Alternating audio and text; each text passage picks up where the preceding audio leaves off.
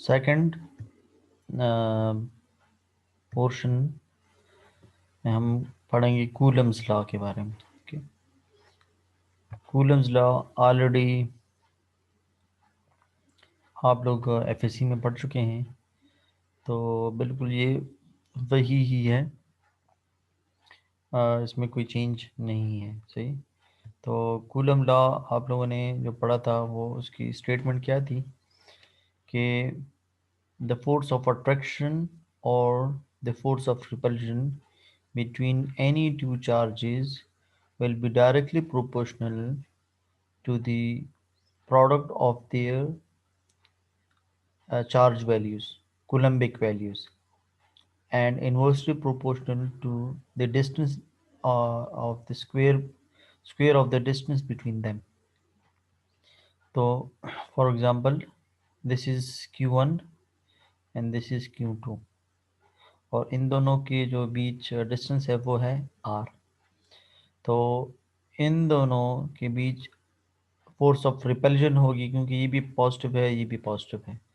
अगर दोनों पॉजिटिव हों या दोनों नेगेटिव हों तो आपको पता है कि इनमें फोर्स ऑफ रिपल्जन होती है, और अगर एक पॉजिटिव हो और एक नेगेटिव हो तो अनलाइक चार्जेस में फिर फोर्स ऑफ अट्रैक्शन होती है। तो फोर्स ऑफ अट्रैक्शन और फोर्स ऑफ रिपल्जन की जो मैग्नीट्यूड है वो बराबर होती है, सिर्फ हम डायरेक्शन जो है वो ऑपोजिट ले लेते हैं। सही है? अच्छा, सो ये Q1 है ये Q2 है, इन दोनों के बीच डिस्टेंस R है। तो F12 यानी force applied by one charge one on force applied on charge two, यानी F12 का ये मतलब है। F12 force applied by charge one on charge two is equal to K E Q1 Q2 divide by R square. अब ये K क्या है? K is the constant, proportionality constant, और ये मीडियम कांस्टेंट है। यानी कहने का मकसद ये है कि ये जो फोर्स ऑफ अट्रैक्शन है और फोर्स ऑफ रिपल्जन है, ये डिपेंड करता है इन दोनों के बीच मीडियम क्या है। अगर इन दोनों के बीच मीडियम एयर है तो ये फोर्स की कुछ और वैल्यू होगी। अगर हम एयर को हटा दें और यहाँ पे यानी ऑयल रख दें तो फिर फोर्स ऑफ अट्रैक्शन की वैल्यू कुछ और होगी। अगर हम ऑयल की बजाय यहाँ पे वैक्स लगा दें या टॉल्वीन रख दें, ठीक है, या वुड रख दें, सही है, तो यानी मीडियम के चेंज होने से अगर Q1 और Q2 की वही वैल्यू है, फॉर एग्जांपल Q1 की 10 वैल्यू है और Q2 की 1 वैल्यू है, हम Q1 और Q2 की वैल्यू की चेंज नहीं करते मगर मीडियम को साथ साथ चेंज करते जाएंगे, तो मीडियम के चेंज होने से भी फोर्स ऑफ अट्रैक्शन और या फोर्स ऑफ रिपल्शन जो भी होगा उसमें की वैल्यूज में डिफरेंस आएगा। मीडियम के चेंज होने से फोर्स की वैल्यू में चेंज आएगा, चाहे हम Q1 और Q2 की वैल्यू को कांस्टेंट भी रखें। तो इसका मतलब ये है कि Coulomb law medium between these two charges, इन दोनों चार्जेस के बीच मीडियम क्या है? एयर है, ऑयल है, सॉलिड है, लिक्विड है, कौन सा लिक्विड है, ठीक है, तो मेटल है, इंसुलेटर है, वो क्या है? तो इन मीडियम पे भी डिपेंड करता है। सही है। के की वैल्यू आपको पता है 8.98, ठीक है, इंटू 10⁻⁹ न्यूटन मीटर स्क्वायर पर कूलम स्क्वायर, और ये बराबर है 1/4 पाई एप्सिलॉन नॉट के। तो एप्सिलॉन अगर आप इस फॉर्म में लिखते हैं की वैल्यू तब भी सही है, अगर आप 1/4 पाई एप्सिलॉन नॉट के फॉर्म में लिखते हैं तब भी सही है। और एप्सिलॉन नॉट की वैल्यू फिर क्या होगी? एप्सिलॉन नॉट की वैल्यू है 8.85 इंटू 10⁻⁻12। सही है। ओके, चार्ज ऑन इलेक्ट्रॉन, अगर ये चार्जेस इलेक्ट्रॉन है फॉर एग्जांपल, तो चार्ज ऑन इलेक्ट्रॉन 1.6 इंटू 10⁻⁻19, मगर चूंकि इलेक्ट्रॉन पे नेगेटिव चार्ज होता है तो -1.6 इंटू 10⁻⁻19 होगा। प्रोटॉन पे भी उतना ही चार्ज होता है, इसकी मिकदार एक जैसी होती है 1.6 इंटू 10⁻⁻19। इस पर चूंकि पॉजिटिव होता है तो हम यहाँ पे पॉजिटिव लिखेंगे। तो कहने का मकसद ये है कि यहाँ पे अगर Q1 पॉजिटिव है तो हम यहाँ पे वैल्यू में पॉजिटिव, यानी अगर इसकी वैल्यू 10 कूलम है तो हम +10 कूलम लिखेंगे। और अगर ये नेगेटिव चार्ज होता, यहाँ पे माइनस होता, तो फिर हम -10 कूलम लिखते थे, फिर भी वही 10 कूलम ही होता, मगर नेगेटिव की वजह से हम इसको -10 कूलम लिखते। सही है। तो अच्छा, अब ये जो है यानी फोर्स F12 और F21 ये दोनों बराबर होंगे। सही। फोर्स अप्लाइड ऑन मैग्नीट्यूड के लिहाज से ये दोनों बराबर होंगे। Force applied on unit positive charge F1 is equal to the force applied on 2 1, यानी 1 जो 2 पे अप्लाई कर रहा है वही 2 1 पे भी अप्लाई कर रहा है। सही है, मगर इसकी डायरेक्शन जो है वो उल्टी होगी। सही है। अगर ये इस पे अप्लाई कर रहे थे वो उसको राइट की तरफ पुश कर रहा है, अगर ये इस पे अप्लाई कर रहा है तो उसको लेफ्ट की तरफ पुश कर रहा है।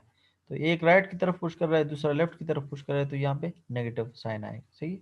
के क्यू वन का वो ठीक है, Q2 divide by R square. सही है। Okay. So F12 is equal to F21 is equal to K Q1 Q2 divided by R square. The force is attractive if the charges are of opposite sign, and the force is repulsive if the charges are of like sign. यानी दोनों positive हैं या दोनों negative हैं तो फिर repulsion होगी, अगर एक पॉजिटिव है और एक नेगेटिव है तो फिर अट्रैक्शन होगी। सही। चाहिए एक एग्जांपल है, ये कह रहे हैं कि Q1 चार्ज है जिसकी मैग्नीट्यूड ये है, और ये Q2 है। सही। 3 × 10⁻⁴ कूलम ये Q1 है, और -10 तो इसके साथ माइनस लिखा है तो इसका मतलब है कि ये नेगेटिव चार्ज है, और इसके साथ प्लस लिखा है तो इसका मतलब है कि ये Q1 पॉजिटिव चार्ज है। तो इन दोनों के बीच क्या होगा, फोर्स ऑफ अट्रैक्शन होगी। सही। ये जो Q चार्ज है ये हमने इस पोजीशन पे रखा है, इस पॉइंट पे रखा है 1, यानी एक्स साइड से 1 है, वाई साइड से 2 है, और जेड साइड से 3 है। इस तरह इसको हमने रखा है एक्स जेड प्लेन में, क्योंकि वाई इसमें 0 है, तो x is equal to 2, Y is equal to 0 और z इज इक्वल टू 5। ये ठीक है जी। इन बाकायदा आप लोग उसकी लोकेशन को फाइंड करें। सही। ये x, ये y और ये z। सही। तो 1 2 3, तो ये यहाँ से 1 आ गया जी, ये यहाँ से 2 है, तो ये यहाँ पे और हाइट कितनी देनी है, 3 हाइट देनी है, तो ये रहा 3 हाइट। तो मतलब ये कि Q1 यहाँ पे कहीं पे पड़ा है और Q2 कहाँ पे पड़ा है, 2, ये रहा 2, और इसको डायरेक्ट हाइट देना है 5, क्योंकि इसमें y 0 है। ये रहा Q2। सही है। ओके। ये Q1 और ये Q2, तो ये इसकी पोजीशन वैसे मैंने लोकेट कर दी है। बाकी ये फाइंड करना है कि Q1 और Q2 के बीच जो फोर्स है उसको फाइंड करना है, यानी कूलम्बिक फोर्स को फाइंड करना है। सही है। अच्छा, तो इन दोनों के बीच जो डिस्टेंस है वो R, अब डिस्टेंस वेक्टर फाइंड करना है इन दोनों का। सही है। सो अच्छा, R12 फॉर एग्जांपल। सही। R12 यानी 1 से लेकर 2 तक, तो 1 से 2 तक, 1 से 2 तक जो डिस्टेंस है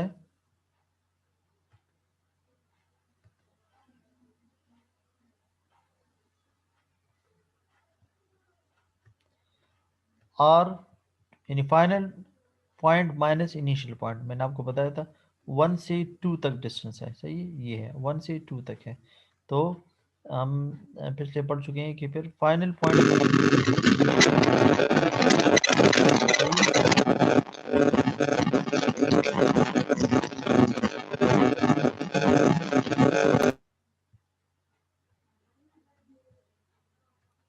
okay. So final point is ये R2 और इनिशियल पॉइंट R1। सही। तो R2 माइनस R1 आप कर लें, ये 2x 2 - 1 और 0 - 2, इससे R12 फाइंड हो जाएगा। सही। और 5 - 3। ठीक है, दो पॉइंट्स हैं, दो पॉइंट से डिस्टेंस वेक्टर फाइंड करना है। सही। क्योंकि हमने तो उसमें यही पढ़ा है ना कूलम लॉ में कि inversely proportional to the square of the distance between them. तो स्क्वायर ऑफ द डिस्टेंस, तो वो डिस्टेंस वेक्टर क्या, डिस्टेंस क्या होगा, तो वो यही होगा ना। दोनों पॉइंट्स, अब ये पॉइंट्स हैं, ठीक है, तो दोनों पॉइंट्स से हमने वेक्टर बनाना है। तो 2 - 1, ठीक है, इसका x लिया 2 - 1, ये आ गया। 0 - 2, ये आ गया जी। और 5 - 3, ये आ गया। सही है। तो 2 - 1 1 ax, 0 - 2 -2 ay, 5 - 3 2 az। सही। ये आ गया R12 वेक्टर, डिस्टेंस वेक्टर। सही है। अब इसका मैग्नीट्यूड फाइंड करते हैं। तो इसका मैग्नीट्यूड किस तरह होगा, इसका वो क्या है, मैग्नीट्यूड 1 है, तो 1 स्क्वायर, जिस तरह हम पिछले वीक में कर चुके हैं, और 2 स्क्वायर, और प्लस फिर दोबारा 2 स्क्वायर। सही। और होल स्क्वायर रूट। तो 1 स्क्वायर से 1 आएगा, 2 स्क्वायर से 4 आ जाएगा, और फिर 2 स्क्वायर से 4 आ जाएगा, और फिर whole square root. So is equal to 9 square root is equal to 3। सही है, इससे 3 आ जाएगा। सही। सो R12 का जो वो है वो 3 आएगा। सही है। अच्छा, अब फोर्स, फोर्स का अपना वो होता है, डायरेक्शन होता है, और वो direction in the direction of position vector होता है। यानी ये अगर इस पे फोर्स अप्लाई करेगा, ठीक है, तो वो इसी के डायरेक्शन में होगा। सही है। यानी अगर इसको रिपेल करेगा तब भी इसी की जानिब जाएगा ना। अब ये नहीं है कि डिस्टेंस यहाँ से यहाँ तक है, ठीक है, और फोर्स वो उधर अप्लाई कर रहा है, इस तरह तो नहीं होता। जिद जहां से जहां तक डिस्टेंस है उसी ही की डायरेक्शन में, यानी अगर एक चार्ज यहाँ पे है और दूसरा चार्ज यहाँ पे है, तो फोर्स अप्लाई होगा तो इसी, यानी इसी की डायरेक्शन में अप्लाई होगा, या इस तरह होगा या इस तरह होगा। सही। तो फोर्स का जो डायरेक्शन होता है वो असल में इसी का डायरेक्शन होता है, R12 का। सही है। तो R12 के लिए हम यूनिट वेक्टर फाइंड करते हैं। यूनिट वेक्टर A12, तो यूनिट वेक्टर किस चीज के बराबर होता है, वेक्टर डिवाइडेड बाय, मैंने आपको बताया था कि वेक्टर बराबर होता है magnitude into unit vector, into unit vector. तो अब यूनिट वेक्टर किस चीज के बराबर होगा, वेक्टर डिवाइडेड बाय उसका मैग्नीट्यूड। सही है। तो वेक्टर ये है, ये हमारे पास पोजीशन वेक्टर का वेक्टर है। सही है, ये रहा वेक्टर। सही है। और पोजीशन वेक्टर का मैग्नीट्यूड वो ये है। तो यूनिट वेक्टर क्या होगा, दिस डिवाइडेड बाय दिस, यानी ये रहा आपको का यूनिट वेक्टर। सही। और ये जो यूनिट वेक्टर डिस्टेंस का है, यही डायरेक्शन होगा फोर्स का भी। मैंने आपको अभी यहाँ से एग्जांपल से समझा दी। ठीक है। सो सिंपल कूलम लॉ है, Q1, Q1 का वो क्या है, मैग्नीट्यूड क्या है, Q1 Q2 डिवाइडेड बाय, अच्छा KQ1, ठीक है, तो K यहाँ पे इन्होंने 1 और इस फॉर्म में लिखा है, इस फॉर्म में लिखा है। ठीक है, ये सही। अच्छा, यानी के इसकी बजाय सिंपली ये इन्होंने वैसे कंफ्यूजन के लिए बस के लिख दें, और के का अपना अपनी वैल्यू है, वो के की अपनी वैल्यू लिख दें। ठीक है, ओके। के Q1 Q2 divided by R square, तो ये रहा आर स्क्वायर। ये सारा ये काट लें और इसके बजाय बस के लिख दें। सही। तो Q1 की वैल्यू क्या है, 3 × 10⁻⁴ ये रहा Q1। और Q2 की -10 × 10⁻⁴, ये रहा Q2 divide by R. R की वैल्यू हमने फाइंड कर दी, वो 3 है, तो आर स्क्वायर 3 स्क्वायर। अच्छा, ये रहा फोर्स का मैग्नीट्यूड, फोर्स का मैग्नीट्यूड दिस ये होगा। ठीक है। अच्छा, अब उसका डिस्टेंस जो है, फोर्स का डिस्टेंस क्या होगा, मैंने आपको बताया था कि वो पोजीशन वेक्टर का यूनिट वेक्टर होगा। सही है। सो ये हमने यहाँ पे ऑलरेडी डिफाइंड किया हुआ है, तो वो हम यहाँ पे लिख देंगे। तो a x minus 2ay plus 2az divided by 3, ये इस फार्मूले से आया है। सही, यूनिट वेक्टर है, यूनिट वेक्टर। सही। ओके। सो इन दोनों को बस आपस में मल्टीप्लाई कर लें। सही। तो ये 30, ये आ जाएगा पूरा। बाकायदा इसको अब इस पे डिवाइड कर दें, तो 10 माइनस 10 ए एक्स, ठीक है, और माइनस, अच्छा इसको इस पे वो करेंगे तो 10 आ जाएगा, तो 10 इंटू 2 20, तो 20 ए वाई, इस पे डिवाइड कर देंगे तो फिर 10 आ जाएगा, 10 इसको 2 के साथ मल्टीप्लाई तो फिर 20, तो माइनस 20 माइनस ये है। सही। यहाँ पे भी माइनस था, तो ये यहाँ पे प्लस हो गया था।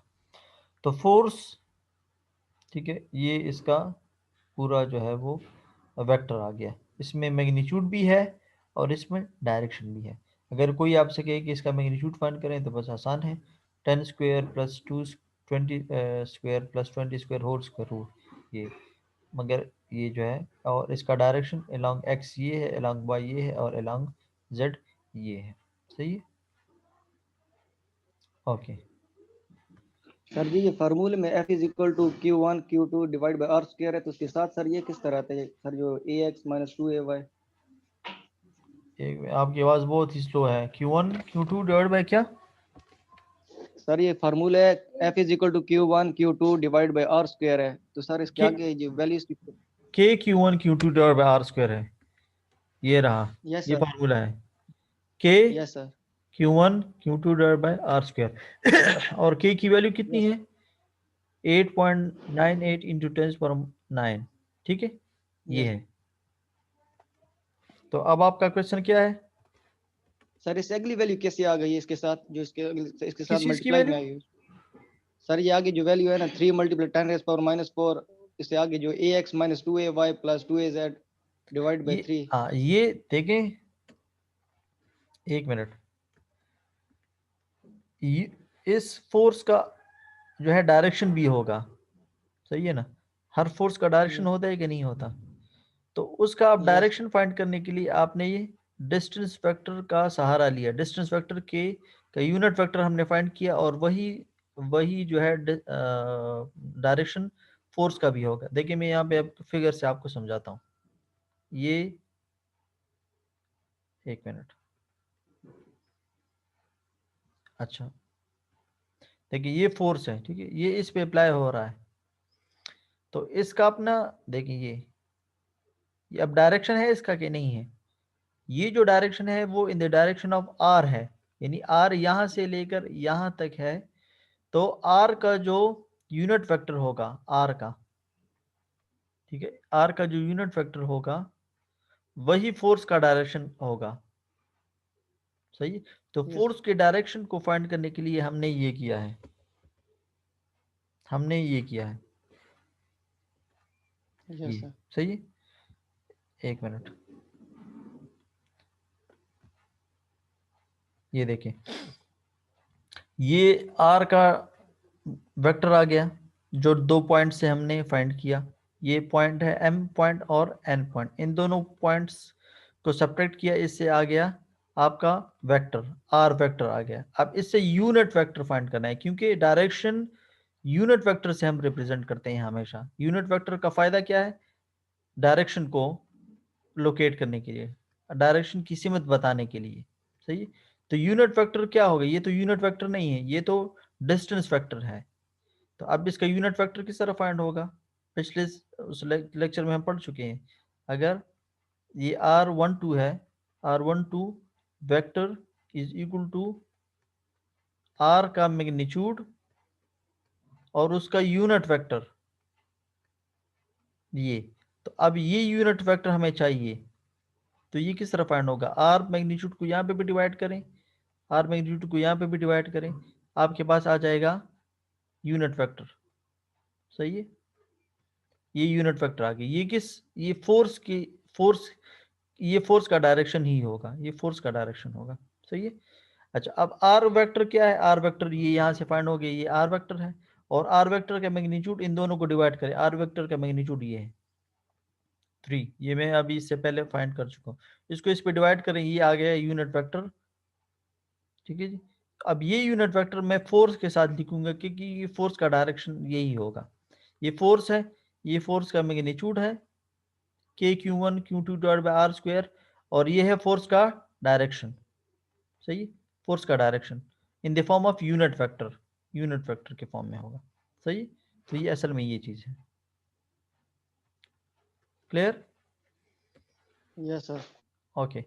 अच्छा, अब है इलेक्ट्रिक फील्ड, ठीक है। इलेक्ट्रिक फील्ड आपको पता है कि कोई भी चार्ज होता है तो उसके इर्द गिर्द अपना फील्ड होता है, जिसकी मदद से अगर कोई भी चार्ज हम उसकी फील्ड में ले आए तो वो उसको अट्रैक्ट या रिपेल कर सकता है, ठीक है। अब ये क्यों चार्ज है, ठीक है, और ये इसके इर्द गिर्द अराउंड फील्ड है। अगर मैं एक टेस्ट चार्ज यहाँ पे रखता हूँ तो ये ना इसको अट्रैक्ट करेगा और ना इसको रिपेल करेगा। अगर मैं यहाँ पे रखता हूँ तो ना अट्रैक्शन होगी ना रिपल्शन होगी। अगर मैं यहाँ पे रखता हूँ तो अट्रैक्शन या रिपल्शन होगी, डिपेंड करता है कि दोनों का क्या चार्ज है। अगर ये पॉजिटिव है, ये भी पॉजिटिव है, तो फिर ये इसको रिपेल कर देगा इस तरह। तो ये जो पुश लगाई ये असल में फोर्स की डायरेक्शन है, ठीक है। हाँ, फोर्स की डायरेक्शन, ठीक है। तो और अगर इसको, ये अगर ये नेगेटिव है और ये पॉजिटिव है तो ये इसको अट्रैक्ट कर देगा, तो ये भी फोर्स की डायरेक्शन है, सही है। अच्छा, सो the region around any charge where its influence can be affected by another test charge, सही है। वो रीजन, किसी भी चार्ज के अराउंड वो रीजन के जिधर इसका इफेक्ट दूसरा चार्ज इन्फ्लुएंस कर सकता है, मुतासर हो सकता है, यानी वो या अट्रैक्ट कर सकता है या रिपेल कर सकता है। और ये रीजन, वो रीजन जिधर कोई भी चार्ज इन्फ्लुएंस ना हो, यानी अट्रैक्ट ना हो या रिपेल ना हो, तो फिर वो रीजन फील्ड नहीं कहलाएगा। फील्ड जो है सिर्फ ये वाला रीजन है, सही है। अच्छा, अब ये जो इलेक्ट्रिक फील्ड है इसकी मैग्नीट्यूड कितनी होगी, इसको देखें आप। Force applied on a unit positive charge, ठीक है, यूनिट पॉजिटिव चार्ज, ये टेस्ट चार्ज है क्यू नॉट जो है, हम इसको टेस्ट चार्ज के तौर पे लेते हैं, ताकि हम देख सकें कि भाई इसका फील्ड किधर है, सही है। तो ये टेस्ट चार्ज, और ये हम हमेशा कन्वेंशनली पॉजिटिव लेते हैं, सही। So the force applied on a unit positive charge, सही। This is called electric field intensity. जितना ज्यादा फोर्स किसी यूनिट चार्ज पे अप्लाई होगा, हम ये कहते हैं कि उसका फील्ड बहुत ही मजबूत है। और जितना कम फोर्स किसी चार्ज पे अप्लाई होगा तो वो हम कहेंगे कि इसका फील्ड कमजोर है, ठीक है। तो ये इलेक्ट्रिक फील्ड इंटेंसिटी है, ये इसकी शिद्दत, ठीक है। इलेक्ट्रिक फील्ड जितने जोर से उसको वो अट्रैक्ट रिपेल करेगा, हम कहते हैं कि इसका फील्ड मजबूत है, ठीक है। तो डिपेंड करता है फोर्स पे। तो अगर हम यहाँ से फोर्स की वैल्यू फाइंड करें तो फोर्स की वैल्यू क्या होगी, दोनों को मल्टीप्लाई करें।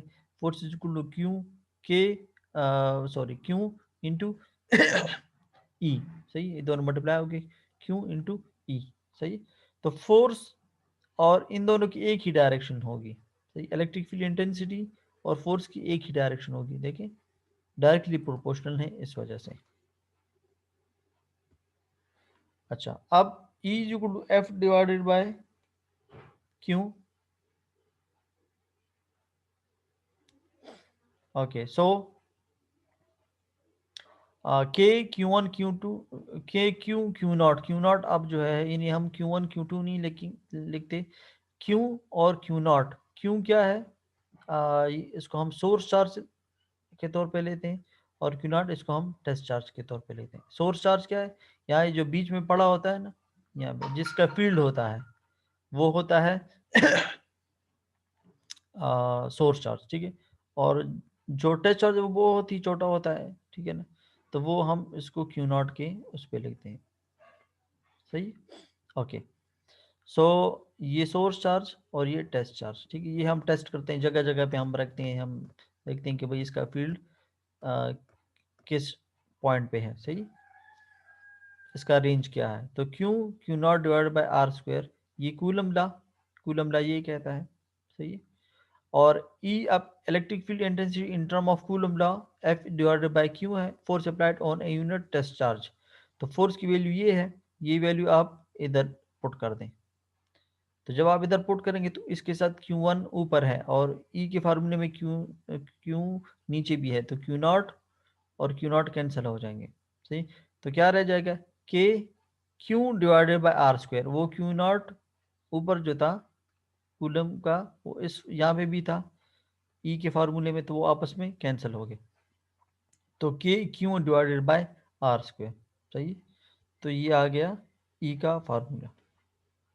तो ये भी E का formula in term of F है और ये इन टर्म ऑफ Q है, K Q divided by R square.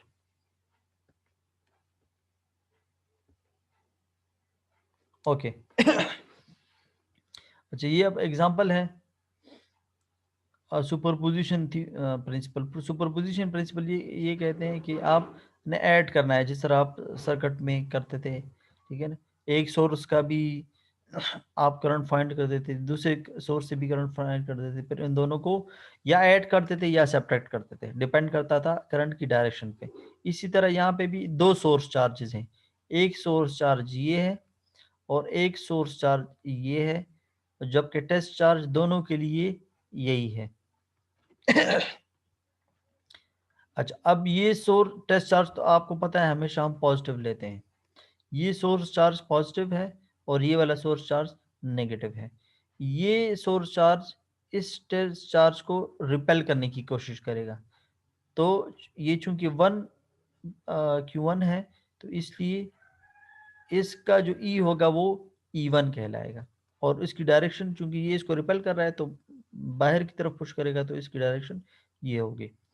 Okay, अब ये जो है सोर्स चार्ज नेगेटिव है और टेस्ट चार्ज तो पॉजिटिव होता है, तो ये इसको अपनी तरफ अट्रैक्ट करने की कोशिश करेगा। तो ये चूंकि टू है, Q2 है, तो हम इसकी जो ई है उसको हम E2 कहेंगे, और ये इसको अट्रैक्ट करने की कोशिश करेगा, तो ये आएगा। तो अब ये कह रहे हैं कि इन दोनों का नेट ई फाइंड करें। तो सुपरपोजिशन थ्योरम क्या कहता है कि जो नेट ई होता है, या वो इंडिविजुअल ईज को ऐड करके वो किया जाता है, फाइंड किया जाता है, या सब्ट्रैक्ट करके फाइंड किया जाता है, डिपेंड करता है इसकी डायरेक्शन पे। तो आप बताएं, देखिए E1 की डायरेक्शन ये है, E2 की डायरेक्शन ये है, तो जो नेट ई होगा वो पॉजिटिव होगा या नेगेटिव होगा, जी बताएं। नेट ई नेगेटिव होगा ना, सही, क्योंकि दोनों की डायरेक्शन ऑपोजिट है। सही है, ओके। तो नेट ई फाइंड करते हैं, पहले हम इंडिविजुअल ईज को फाइंड कर लेंगे, फिर उन दोनों को सब्ट्रैक्ट कर लेंगे। सही, तो जो ज़्यादा होगा वो उसके दूसरे को सेपरेट कर लेंगे। तो E2 is equal to K Q divided by R square, ये फार्मूला भी हमने डिराइव किया। तो Q1 की वैल्यू ये है और Q2 की वैल्यू ये है, यानी जो वन पोजीशन पे है ये वाला वो ये है, और जो टू पोजीशन पे है सोर्स चार्ज वो ये है। सही है, ओके। सो E2 के Q2 divide by R square, ठीक है। अच्छा, इसका इससे डिस्टेंस कितना है, इसका इससे डिस्टेंस देखिए, इसका इससे डिस्टेंस 5 है और इसका इससे डिस्टेंस 6 है, ये लिखा हुआ। अच्छा, तो सोर्स और टच चार्ज के बीच डिस्टेंस काउंट होता है ना, तो E1 के लिए ये डिस्टेंस 5 प्लस 6 होगा, यानी 11 होगा, 11। सही, और E2 के लिए E2 सोर्स ये है और टच चार्ज ये है, तो सिर्फ ये वाला डिस्टेंस काउंट होगा, वो 6 होगा। तो के क्यू क्यू Q2 की वैल्यू ये है। सही है, ये रही Q2 की वैल्यू। सही, डिवाइडेड बाय डिस्टेंस इसका कितना है, 6 है, 6 स्क्वायर, तो इससे ये आ जाएगा। ये E2 की वैल्यू है। E1 के लिए डिस्टेंस जो है वो यहाँ से यहाँ तक काउंट होगा, तो ये 5 है, ये 6 है, तो ये 5 प्लस 6 11, यानी, और इसके मैग्नीट्यूड कितने हैं, 1 माइक्रोकूलम, तो 1, ठीक है। ये के की वैल्यू, ये के की वैल्यू इंटू 1 इंटू 10⁻⁶, ये क्यू की वैल्यू डिवाइड बाय 11, आर की वैल्यू स्क्वायर, ये E1 आ गया। अब ई टोटल ई इन दोनों का डायरेक्शन ऑपोजिट है, तो इस वजह से E2 माइनस E1 होगा, तो ये E2 ये, ठीक है, और E1 ये, दोनों को माइनस किया तो नेट ई ये, और इसको ये जो हमने सब्ट्रैक्शन किया इसको जो है कहते हैं सुपरपोजिशन, यानी या ऐड होगा या सब्ट्रैक्ट होगा। जो ई नेट होगा वो समेशन ऑफ ई आई के यानी इंडिविजुअल के E1 E2 E3, ठीक है, इसको कहते हैं। जब इनको ऐड किया जाता है तो फिर इसको हम कहते हैं सुपरपोजिशन थ्योरम, ठीक है। डिपेंड करता है इसकी डायरेक्शन पे से। ये है सुपरपोजिशन थ्योरम। ओके, ये आप लोगों के लिए वो है असाइनमेंट है, सही, ये मैं अपलोड कर भी दूंगा। मैंने आंसर्स दिए हैं, बल्कि ये आप लोग होमवर्क के तौर पे ले लें, सही। कूलम लॉ, कूलम लॉ, ठीक है। क्यू ए ये है और ये इस पॉइंट पे पड़ा हुआ है जो अभी हमने किया, और क्यू बी ये है और ये इस पॉइंट पे पड़ा हुआ है, ठीक। Find the distance vector R A B, R A B हमने फाइंड किया इससे पहले, ठीक है। और ये जो है यानी ये मैग्नीट्यूड वेक्टर है और ये इसका मैग्नीट्यूड है, सही। Determine the vector force exerted on Q ए, अगर क्यू बी पे फोर्स अप्लाई कर रहा है तो वो आप लोगों ने फाइंड करना है, सही है ये, ठीक है। और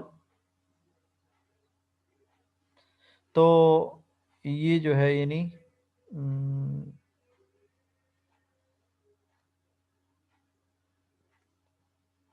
ओके, ये आप लोगों के होंगे। अगर R A B if epsilon naught ये, अगर एप्सिलॉन नॉट ये है और अगर एप्सिलॉन नॉट ये है तो आप लोगों ने ये फाइंड करना है, ठीक है। एफ कूलम फोर्स को फाइंड करना है, F applied on Q A divide by Q B, सही, इसको फाइंड करना है। ये है आप लोगों का होमवर्क, सही। और आज के लिए इतना ही।